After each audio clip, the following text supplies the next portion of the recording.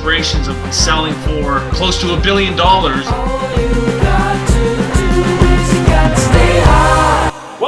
back. Stay hot, everybody. This is Act 39. Today I'm joined by my co-host, Troy Crema, CEO, founder of GreenCube. One of Canada's hottest, now going worldwide. It's not Canada. We're not Canada hottest. We're worldwide hottest, baby. For those of you that are just joining us today for the first time, we are. Tell me how you feel about this tagline. Stay hot, the podcast for sales Stay hot, the podcast for B2B salespeople. Yeah, man. And now I don't want to limit it to that. It sounds limiting, sounds really bland. If you're a B2B salesperson, this podcast is for you. Right. I think we also want people that are the next forward-thinking and next gen. So let's change that. But it's sales related. So let's add this. Stay Hot is the B2B podcast for the next generation of salespeople. Ooh, that slaps. Okay, well, let us know down in the comments below what you think this podcast if someone comes up like. with a good tagline, and just hopefully it's not like these guys are a bunch of That's right. dust. That's like, right. But podcast for business dust. If that's it, then we're gonna not use that one. I also have a bone to pick with the people that are listening to this on Spotify or Apple Podcasts. Wow. Did you know that our audience is the largest on those two? Do people not like looking at us? Like, do we get these lights and they don't? We're getting all kinds. So if you're listening to this right now, go and subscribe to the YouTube channel because it's a lot more fun. You get to look at Troy's funny face the entire time. That's fair. It's funny sometimes. But it's mind blowing. Went on it yesterday. Let's just look at it, right? We've had 2 episodes now under the lights per se, and now True. Because your camera angles are, let's just put a face, babe, we're fucking terrible for the first little bit. So I don't blame people for not looking at it because you're just trying to get every single chin that the boys have, and the kids been in the gym working out. You're looking. Each week I walk in here, it's like Troy, looking good. It's paying off. Wow. So don't give up. I saw you snacking in the kitchen before this. Cut that. Cool. Cut it. Fair. Okay.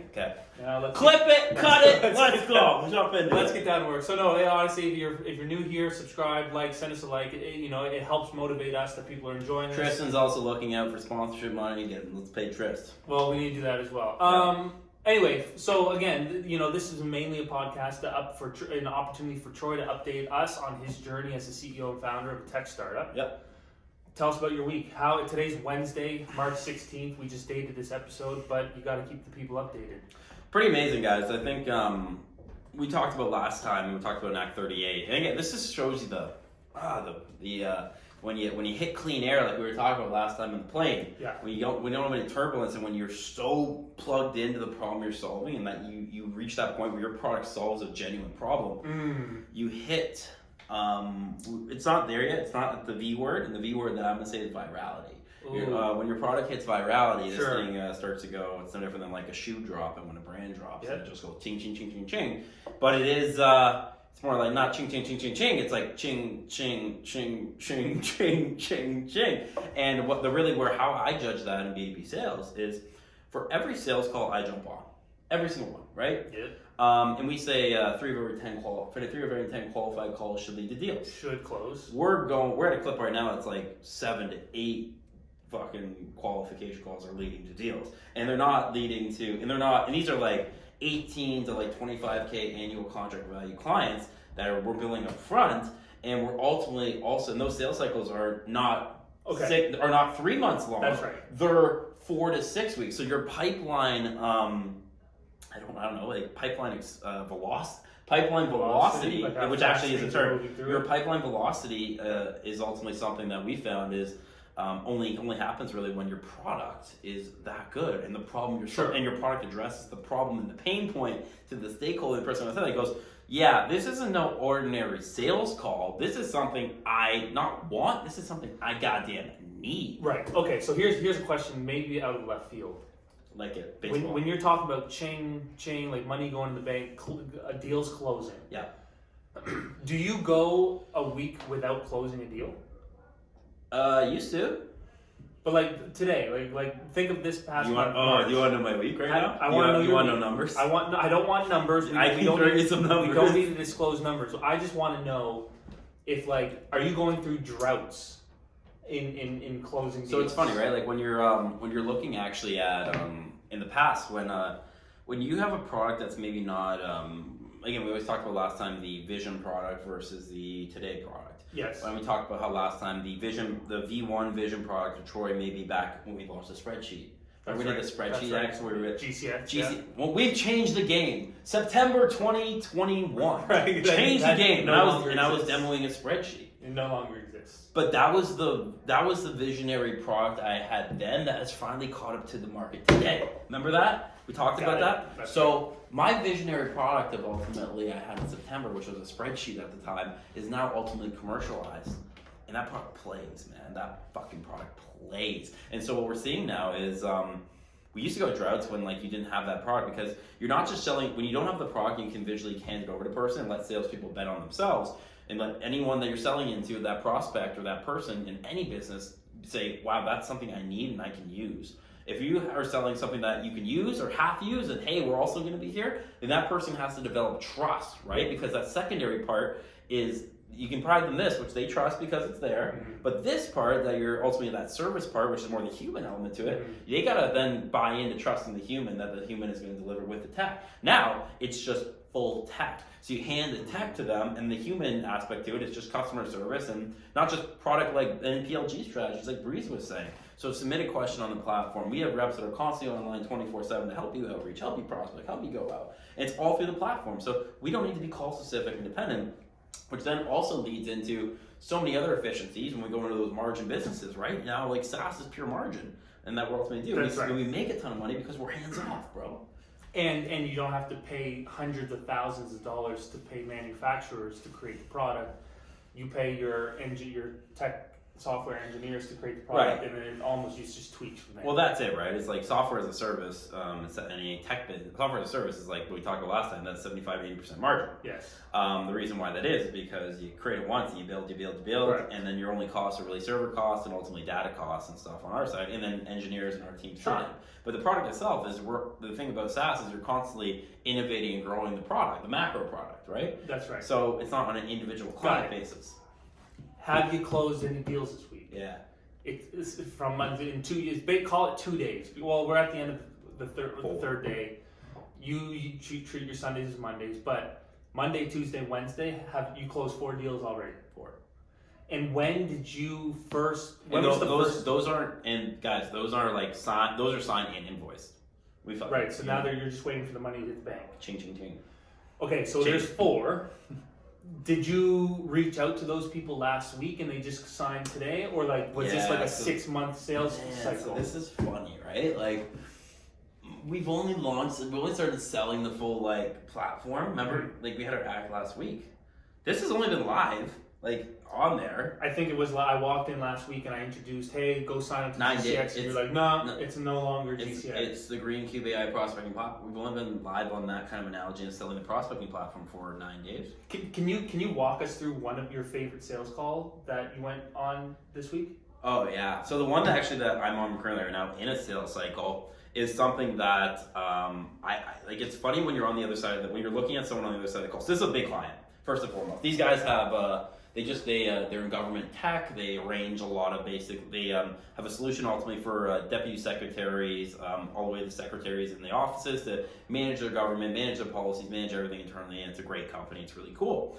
I actually reached out to the guy back in December because he just got elected as a VP of sales. I was like, hey man, we got this platform. He was like, yeah bro, like no, I need to get my feet wet and stuff. So we kind of detached it, and actually we thought it was a closed lost actually at the time because we were that tech and service type of strategy. Time frame? When was this? This was like December. But anyways, okay. He sees our videos. He sees the videos and content, and he goes, I really like what you guys are doing around doing personalized prospecting at scale and making it very personalized to me, given our industry and government and how hard it is really to connect with government officials. But they are present on there. I want to jump on a call. Okay. So he's like, I'm gonna bring my sales manager on.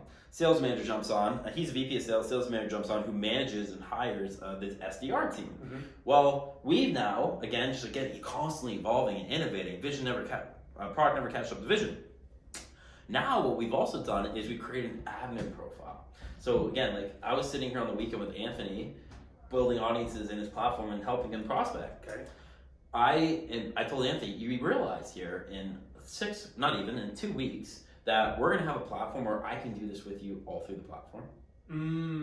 Instead of having to be here and walk them through. And then Anthony... Why can't you do that on iMessage right now or FaceTime? You could, but I'd love to just go. Then ultimately it's a dead asset. Then ultimately Anthony can still go. I can't see his activity. So we can go create an audience on FaceTime. And he said, yep, did this. Okay, I pressed that button. Now I can see post a comment. What did you write to this person? How did it flow? Are you saving them to your prospects? And I can see it and communicate with them all. And it's efficiency all in one place. Understood. I don't want to do this. Okay, Anyways, back to GovTech. So I get on the call. He's like, it's warm. Like we're really interested. He said, hey, it's warm. He likes what we're doing. GovTech is really hard from a lead gen perspective because there's only so many finite number of basically prospects, right? You only have in government or even in medical or even in some other industries, there's certain bodies that are hard to get into, and those cycles and those contracts are multi-million-dollar deals, right? Because it's government. Anyways, long story short, the sales manager goes, and he was like kind of contradictory of it at first. He's like, we've had a lot of these prospecting lead gen agencies reach out and all this stuff. I'm like, blah, blah, blah, collect the information as we go along here. And all of a sudden I go, you are totally right. You are right. Honestly, we were a lead gen agency and we sucked basically for that year. And you know what I said? It's really hard to basically be an agency when you are a tech company. And then what I said to him was, what we've realized over the last year, which is really a thesis that we're building our whole platform around, is salespeople love to bet on themselves. Salespeople love to bet on themselves. And what I mean by that is, I'm Troy, I'm an AE at a firm, I want to make my commissions, baby. I want to go control my own destiny. I want to control whether I'm outreaching this person, how I message them, how I go about it, how I personalize and open that door, how I work that in the sales cycle, how I bring it down from, how I bring that in from intro call to demo to qualification to close and all the way through. I want to be able to control that, right? So originally what we were doing was we weren't controlling the top. So the sales manager then goes, I said, you're right. You're 100% right, and we've ultimately given you a tool and prospecting platform that's going to make your job a heck of a lot easier. So I said, how many SDRs do you currently have?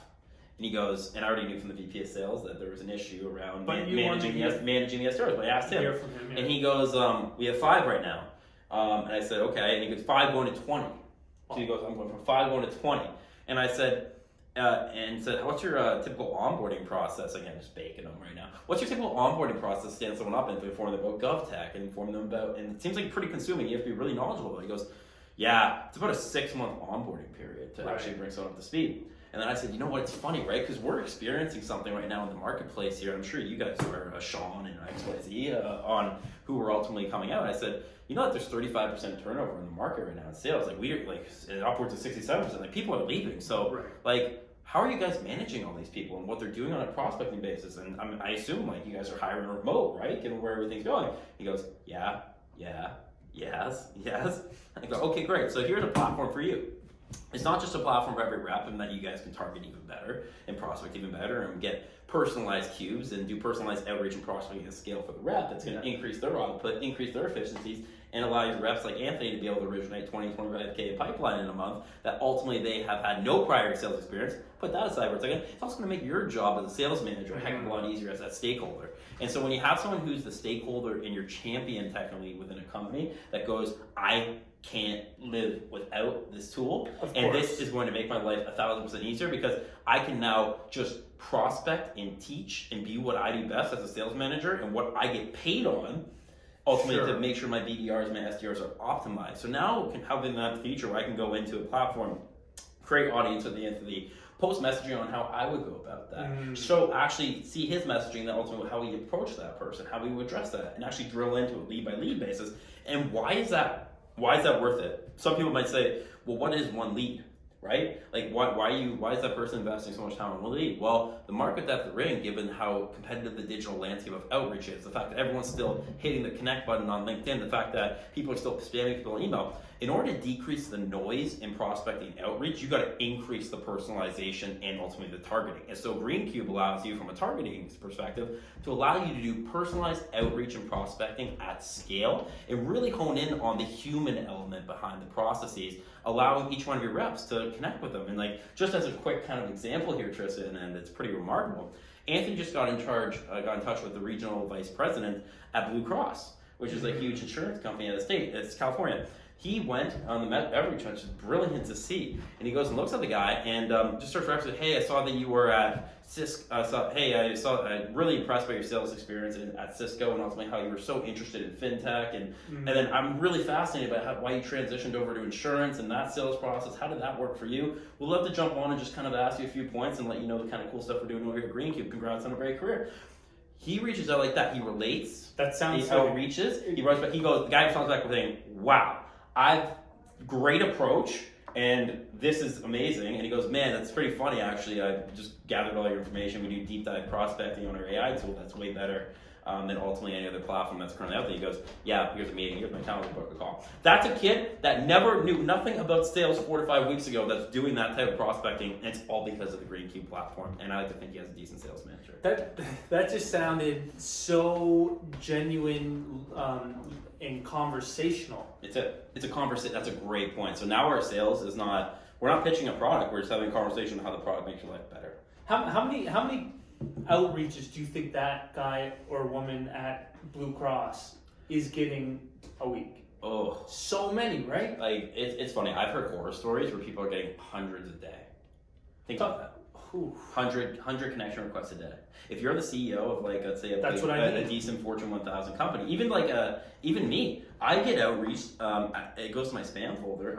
I discovered my spam folder in my email the other day, and this is why like a lot of like why Spray and Pray doesn't work is because if you're not writing a one-off personalized message and you're plugging into a sales engagement tool and hitting play, or a marketing automation tool and hitting play, what happens with that is cybersecurity and data privacy. Google now and ultimately other domain hosters, what they'll do is they'll actually hurt your domain if you guys are doing more like widespread outreach. Right. Clark X RIP.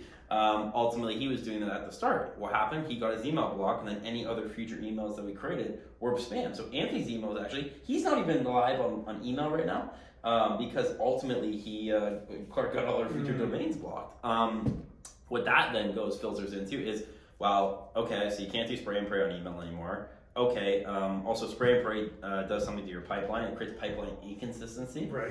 You can have a big month, a small month, a big month, a small month. To an investor that ultimately is going out, that is not conducive. And then here we go. It just goes to show you that Anthony was able, as a person that's 4.5 weeks into his job, knew nothing about prospecting, sales, outreach, anything, right? That's just a thesis of what we're doing. I stood him up, let him understood our business, leveraged the platform that we've already created for him to go and do his outreach, and he's already originating. Now that's a deal. They have 50 fucking insurance people that work for that guy. Like that is an enterprise level style contract. It's hundreds of thousands of dollars that kid just originated by just being genuine and human to that person on the other side. And when you say originated, that means just got in the top of the funnel. We booked the call. We booked it. Now he's in the pipeline. Now Daddy gets taken over. Well, he's got to get down there. Okay, but that I like that, and for me, listening to that. So back to the Fentia. Oh, sorry. Back to the X company. That's right. Yeah. That's okay. You can mention them. Back to him. So the guy is basically, when we're pitching the product, he's jumping through the screen. Like he's like, guys, when you know someone's engaged, they're on the edge of their seat and they're going like this. Sure. He's looking at them and he's going like, because you're answering all of the concerns and questions. Yeah, and I'm like, here, yeah, where do you want to target? Illinois, cool. RK, cool. Deputy Secretary, cool. What do they work? What do you like about them? Or what are their personalities? What's some interest that you guys want? He's like, process, keyword. Okay, cool. Create a search, spit it out. Let's look at that, guys. Okay, so here's the audience that came back for for state of Illinois, and so here's the government, here's the Chicago, here's all these different municipalities. This took place on this call. And I'm going saying, here's your guy. And I asked the guy, like, so what's a little bit of background on you? Like, what do you like? What are your interests? He goes, hockey. And I go, okay, cool. Whatever. Hockey. Everyone likes. Who doesn't like hockey?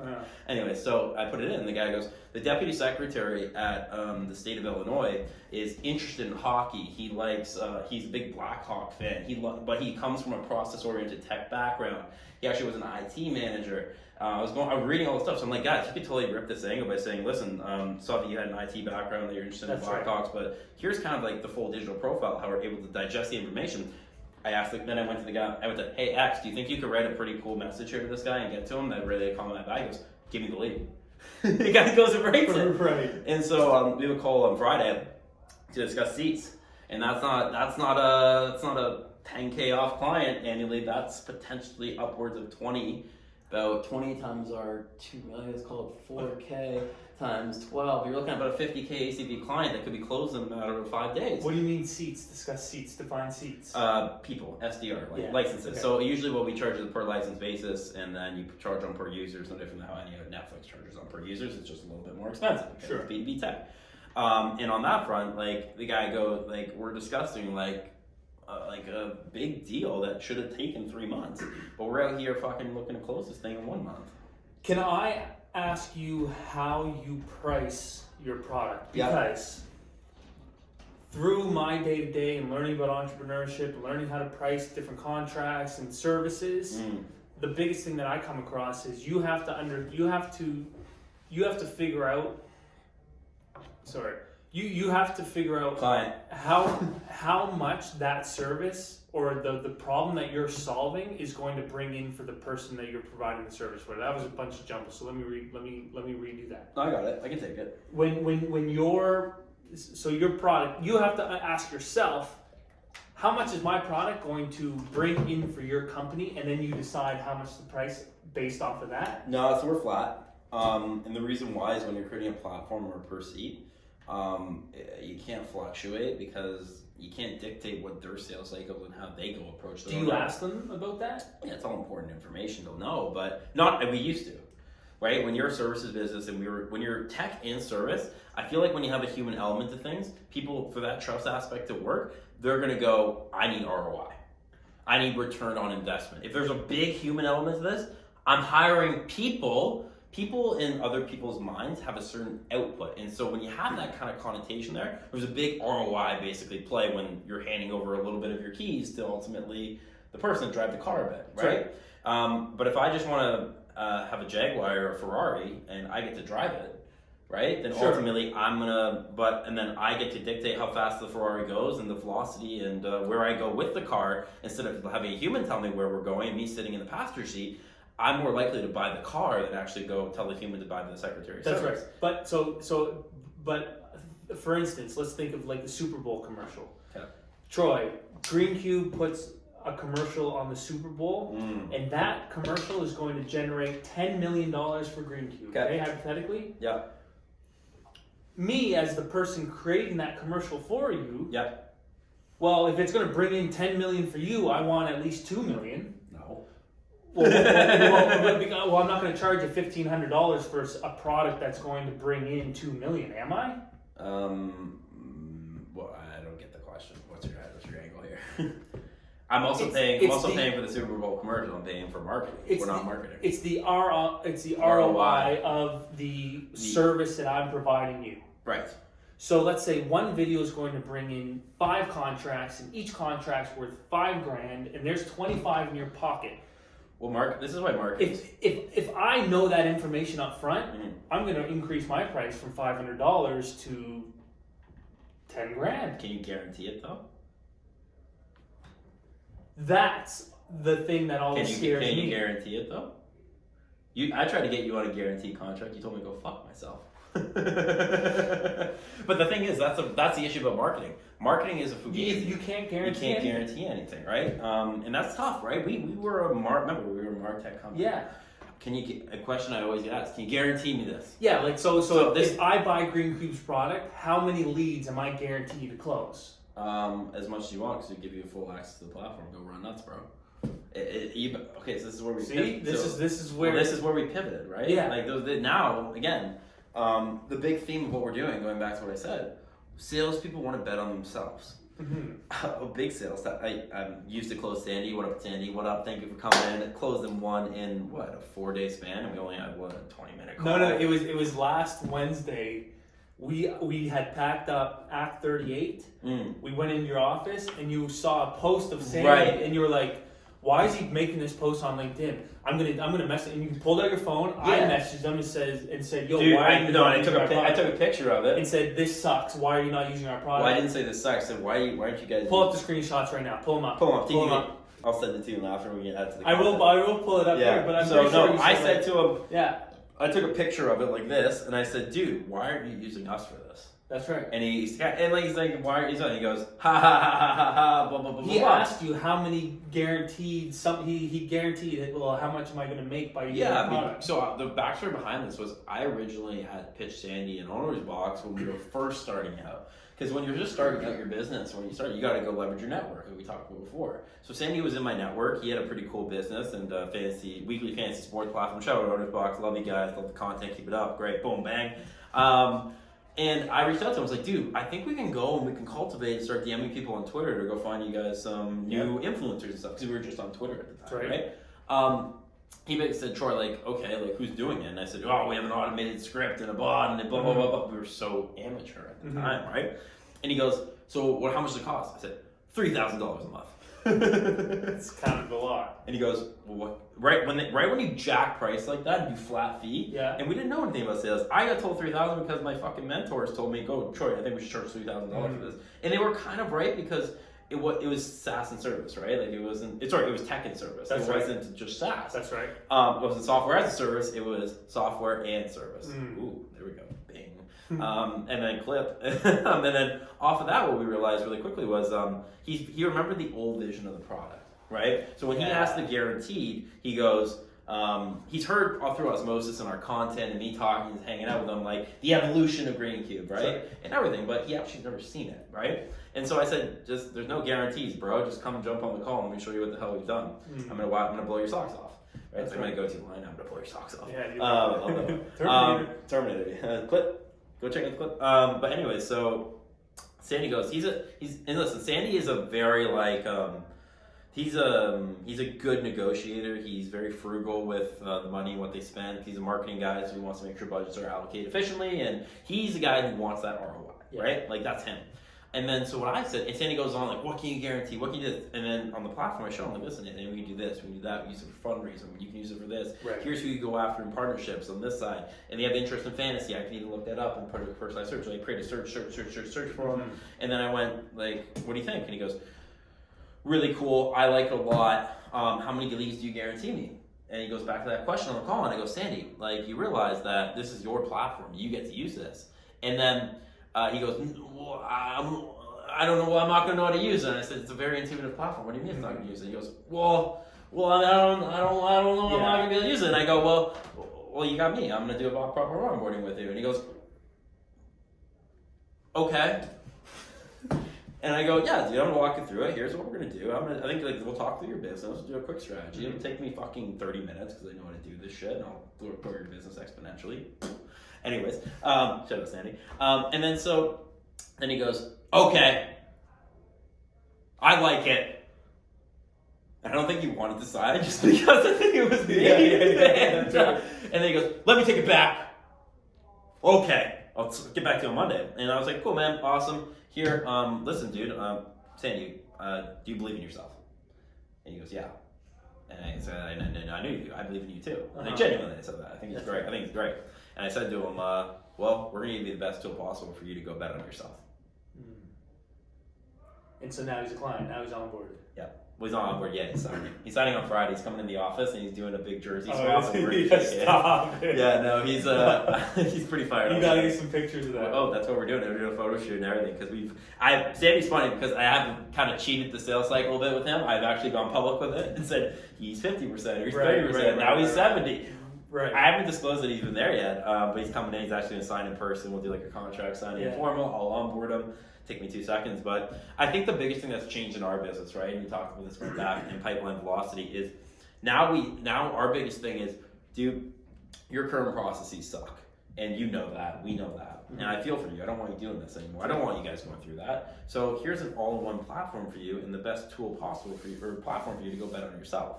And giving that to the person saying, holy crap, I'm going to get half my day back, or I'm going to get 75% of my day back, and they're going to deliver the best leads, and I can do this at scale, and it works, and this is where the market's going, and it integrates with my current CRM systems. Well, where's the dotted line, bro? Yeah, why are you not using this? Where's the dotted line? Mm-hmm. That's a good story. I'm excited to see that jersey swap. That's gonna be fun. I think, and listen, he negotiated a good deal. Good for him.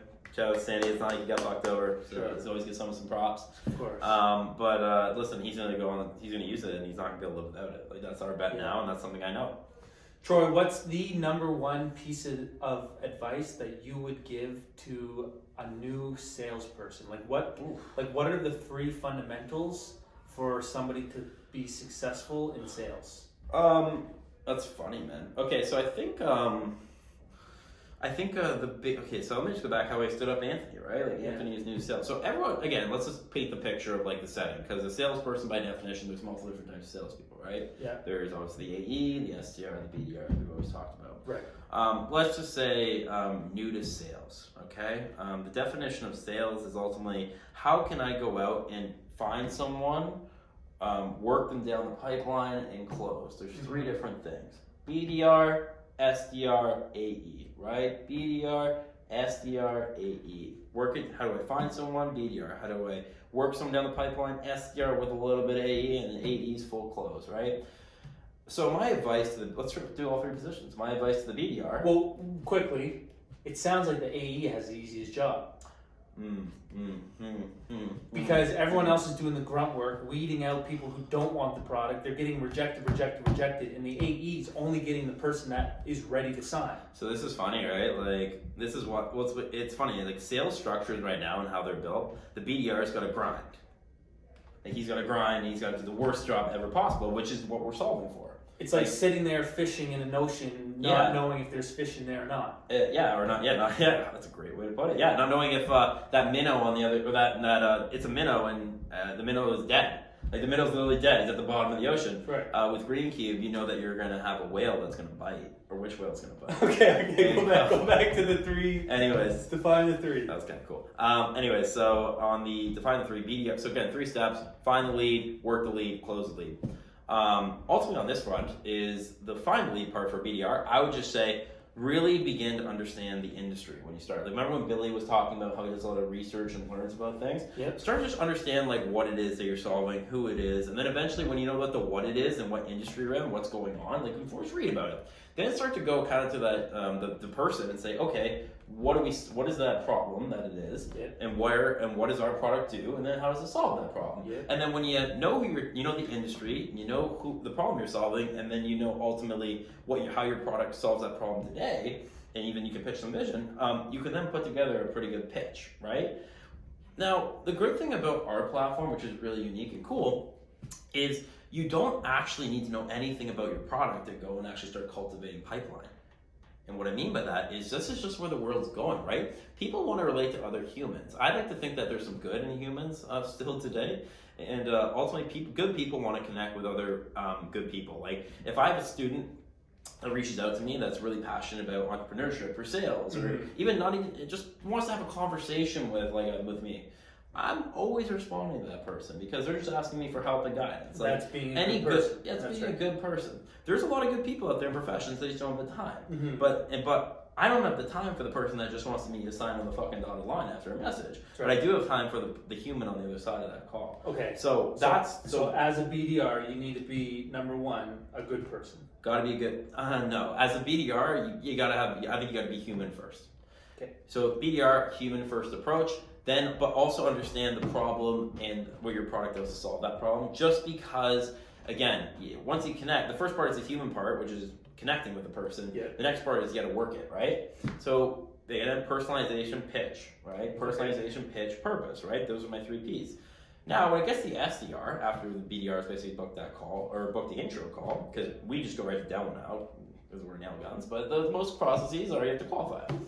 SDRs, again, that's the first, and you're doing 15-minute phone calls, that's an SDR, right? You're jumping on and ultimately learning about the the person in the BDR booked, right, digitally. Qualifying them, yeah. Right. So then you're jumping on, and usually an SDR has a set list of questions. My advice to the SDR at the end of the day is, again, build relationships. Sales is all about relationships. Don't start with your qualification questions. And listen, you're just gonna get better at this. Like, my biggest thing is, like, 1, build a relationship. 2, then ultimately, don't read your questions or your qualification questions. Organically put those into your own words to get the answers out and build a story. Yeah. You have to relate to the person and build a story.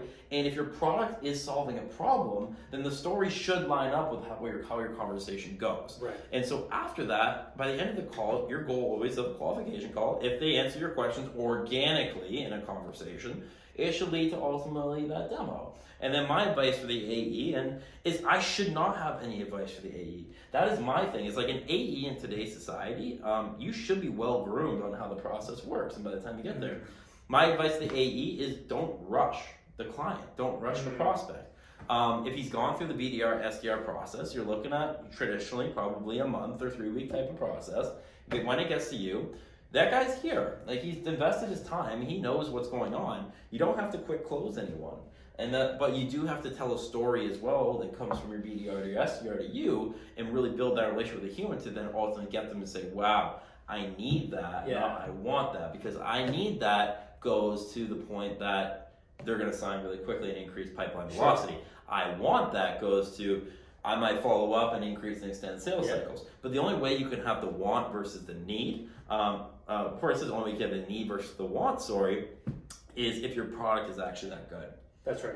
And so I think now where we're at, Tristan, is ultimately we've created a product today that has now entered the first stage of a need. Mm-hmm. And it's just the first stage. Like, we're the first inning of the need game. We're not a want game. We're a need game. It's solving real world problems. Sales teams. I love what you said about you need to get the client or the prospect. You need to get the prospect to answer all of the questions organically. And you've let me watch a few of your sales calls. Yeah. And I think that's something you do very well. Oh yeah.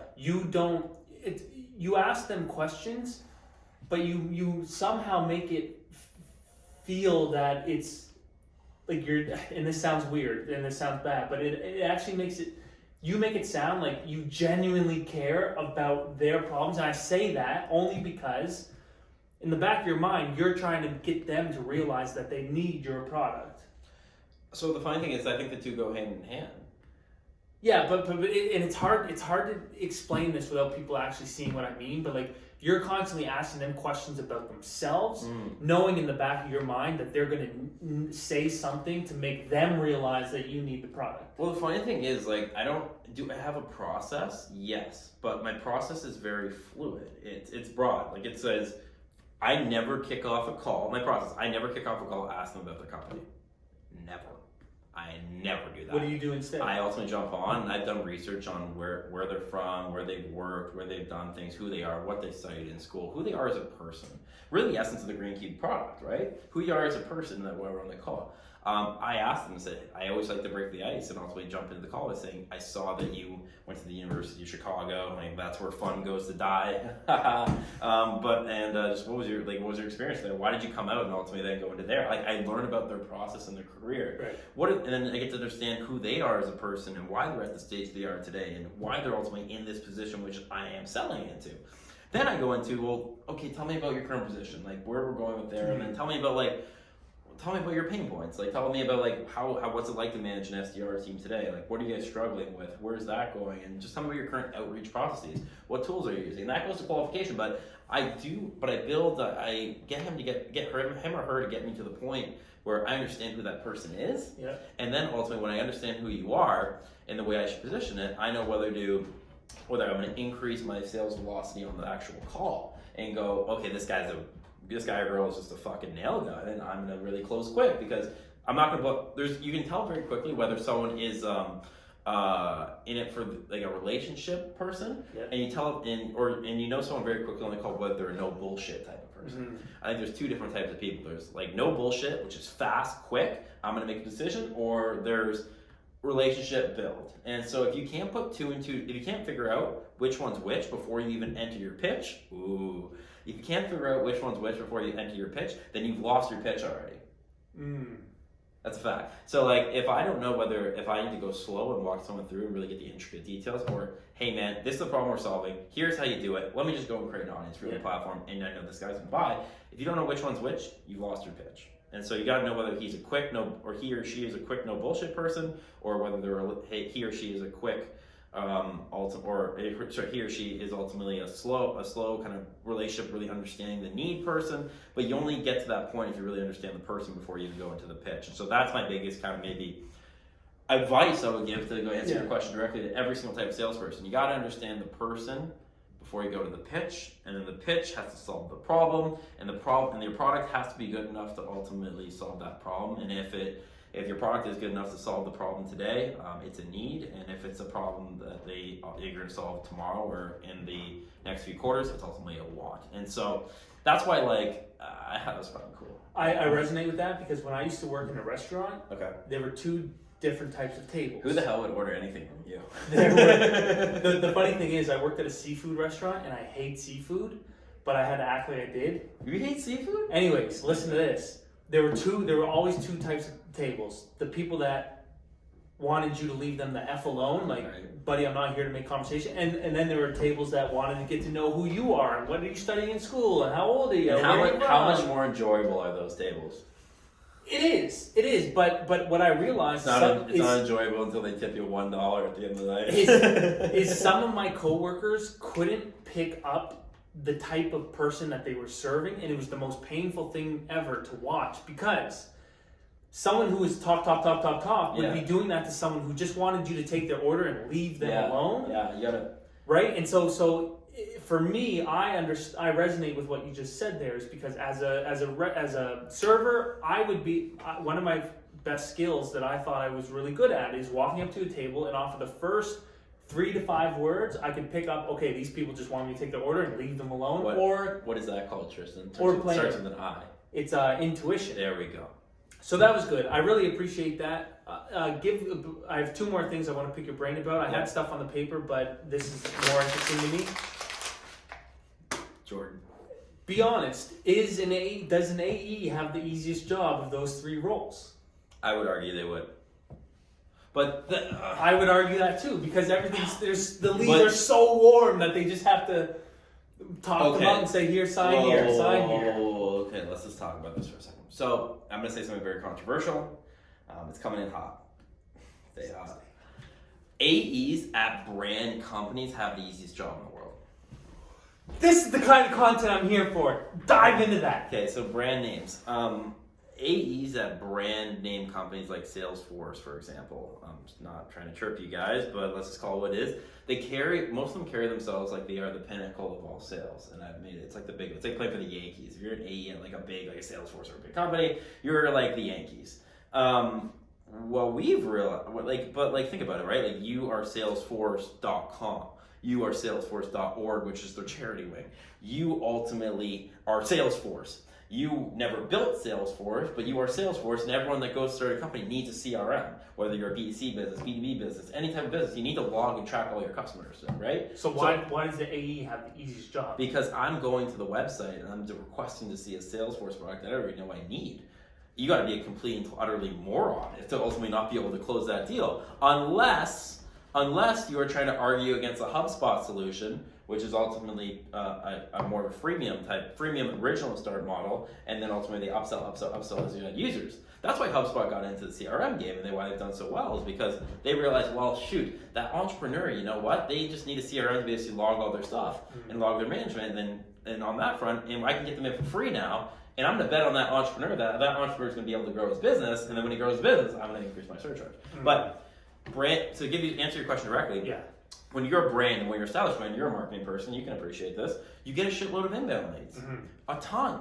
Like I have people at brand name companies that say to me, "Oh man, I'm getting 100 different inbound leads," and then they ultimately have a qualification problem because a lot of the inbound stuff is shit, and that's just someone trying to have a call that grandma's trying to have a call trying to buy a Salesforce. Like it doesn't work, right? But ultimately on that front, by the time someone fills out a form, went for the information, went to the SDR, qualified, hands the AE, and it's Salesforce and it's a brand name, if you can't close that deal, which again, they've worked their way up like through the process, so I'm not saying that they're not bad salespeople, but that job specifically, it's a cushy job. Let's just call a spade. Your job is cushy. You get to ultimately get leads that are delivered to you that are baked and qualified, and there's no art to your process. It's, it's Salesforce, it's this, it's that. So here it is. You got to be an utter moron not to get them the silent dotted line. Unless the prospect is just totally full of shit, but then at that point the SDR hasn't done his job, and you got to go to the SDR. So again, let's just put a spade. AEs at brand name companies have it easy. Listen, I want my AEs at I want Greencube to become a brand name company. I want that, because if Greencube becomes a brand name company and my AEs have it easy, I got a pretty kick-ass product. Agreed. So let's just put it spade. It all comes in hand. I'm not chirping Salesforce AEs. I'm complimenting the company. Agreed. I would argue you are. I'm complimenting the company, and I'm complimenting how great that company has been. It was built by amazing entrepreneurs. But I am going to say to the person in that seat that carries himself in a certain way because they're Salesforce AE, or if they're this, that you are actually not as good of a salesperson, or you might be a good salesperson, but it's no different than like how an athlete, if he doesn't practice every day, he's ultimately doesn't have he's not going to be that good. Well, or it's saying that that athlete's only as good as they are because look who he or she has on their team. That's true. Right? So I mean, that's what I've always argued, right? Is like, because some people, I've had some fucking people, I've some sales conversations with some of these AEs, like out and about, and they go, well, I work at this company, and I work at that company, and I'm a senior AE, and I'm this, I'm that, and I look at them and I go, fuck you, man, I know I'm fucking better than you. Like, are you serious? Are you serious? Like, and then like I go like, okay, so like, how many leads do you get delivered to you every month? This. Okay, yeah, great. You're hitting quota. It's a cushy. Yeah, good for you. But I compliment them. I said, like, hey, miss, you probably went through a lot of stuff to get to that role, and you deserve to be in there. It's almost like, you're. If we reach that level, it's almost like you're retired as a salesperson. Yeah. So when you become a brand name enterprise AE, right, you're almost retired, and you're just going on your farewell tour, and you're just collecting speaking gig checks. It's essentially what it is. But like the good AEs. At those brand name companies elevate themselves to massive leadership positions and visionary positions. So if you're just there for the cushy AE job and you've been there 10 or 15 years, God bless you, and collect your commission checks, and they're probably pulling down like $250,000 to $500K a year, and good for you. But I would argue that brand name AEs are out of basic, have a way easier job than ultimately, I would say, myself, the startup, and the companies, because you have a product to fall back on that automatically sells itself. Of course, and they no longer have to be so scrappy in order to close deals and whatever. Hey, that's good. Hey, Troy, you get a look in your eye when I know there's a clip when you're speaking right in the camera and you're just going off, and I live for those moments. Man, that one's gonna be controversial. Oh. Well, it all depends on how we cut it out. How are you gonna edit? I'm just gonna say, fuck Salesforce. No, we're a Salesforce company, by the way, so we use them. They're great. Yeah, of course. They're a great company. I have a lot of respect for that, but I do think, there are some.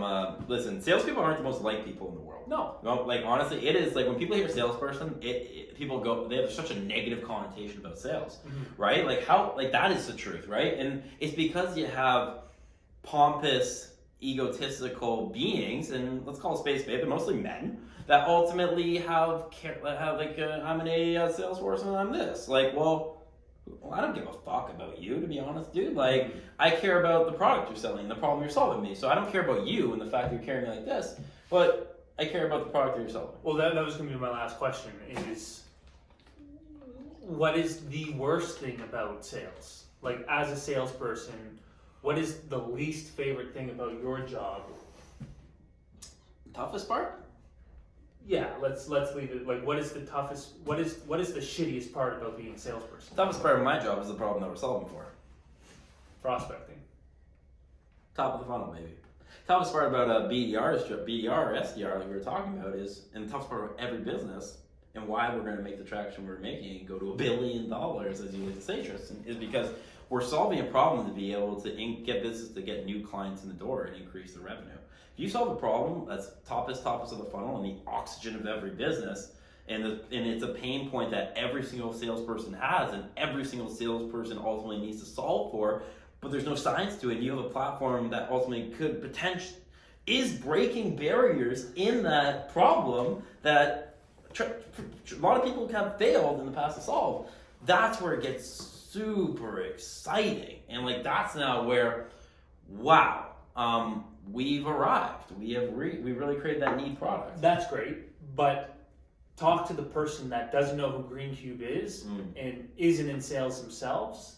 Why is prospecting the worst part about being a salesperson? It's the worst part because if you don't know that person, if you don't know anything about prospecting, it's a very scientific process that happens in your mind. I'm very good at prospecting, and I can visually see that person is a great fit for me, and I can visually be able to relate it back just by looking at someone's profile, right? Like just by seeing who they are, and that's prospecting. You're just looking, right? If I'm a BDR, when Troy, let's relate it back to me. When I was starting off in sales, dude, I was just like typing in the vice president of the Vancouver Canucks, the SVP at, or who is the CMO at MLSE, Toronto Maple Leaf Sports and Entertainment. We're a sports company. And I was like, I'm going to DM that person on LinkedIn, not knowing anything about outreach. And now looking at it, I go, man, that probably wasn't the best strategy in the world. And there's a reason why I said 100 of those. I got pissed off that I got 0 responses, right? And I was doing the copy, paste, right? So, I mean, that's when I was like, when I look at that, I go, well, shoot, man.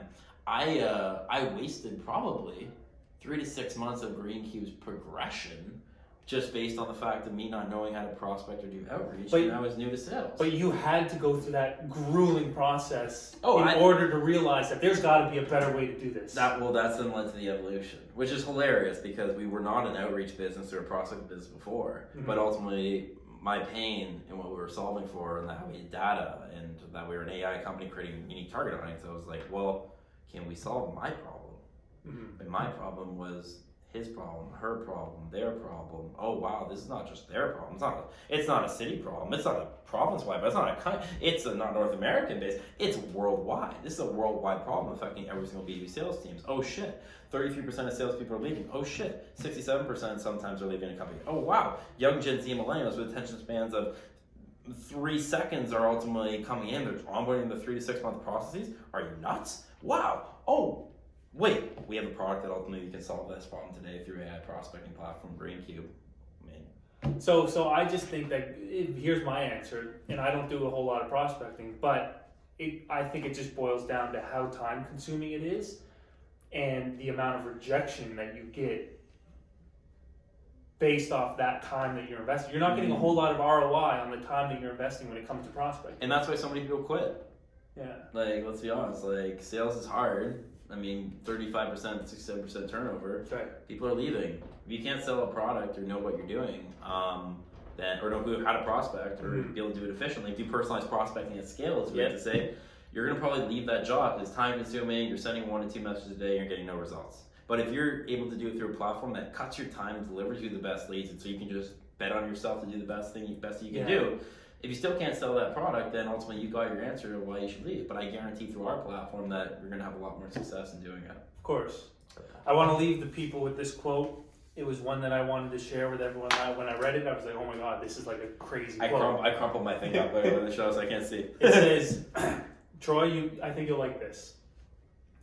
It's not enough just to do something extraordinary initially. You have to make an extraordinary effort initially. Stay hot, act 39, get out there, kill it, find your passion, invest the time, speak through passion, find your energy. Troy, save me here. Good night. Everybody, stay hot. Let's have a good one. Keep banging and banging and clanging, baby. Yeah, we've hit the need spot, boys. Let's go hit the. All right.